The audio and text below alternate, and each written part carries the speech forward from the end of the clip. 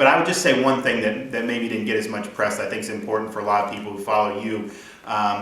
During this whole debate with the shutdown, when we didn't have funding and all this, the House passed a bill the eve of the shutdown, Pay Our Military Act, all pay and allowances paid. The Senate felt pressure to pass it, so Reid actually passed it. The president signed it. Now, pay and allowances in the military has a meaning. I mean, they have a list of all these things. Hazardous duty pay, endangered pay, you name it. One of the allowances that's listed is the death gratuity for the families of fallen service members.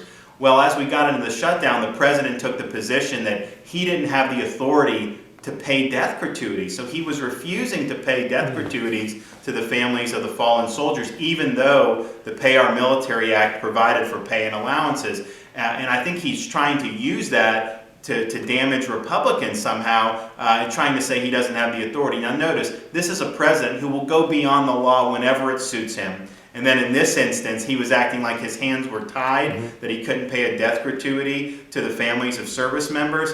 I think it was just an appalling display of presidential leadership. You know, all of us in the Congress, we obviously have a role supporting the troops with funding or whatever, but there's only one commander-in-chief. I mean, ultimately, it's his responsibility to look after those men and women and to look after the families of the fallen. And he chose to feign powerlessness, that he couldn't do anything. And then we finally passed another bill that specifically said that. Reid was forced to pass it and he signed it. But that is something that goes beyond just the disagreements about left and right. I think that was really a window into this particular commander-in-chief's, his view of his role, and I think was very, very discouraging.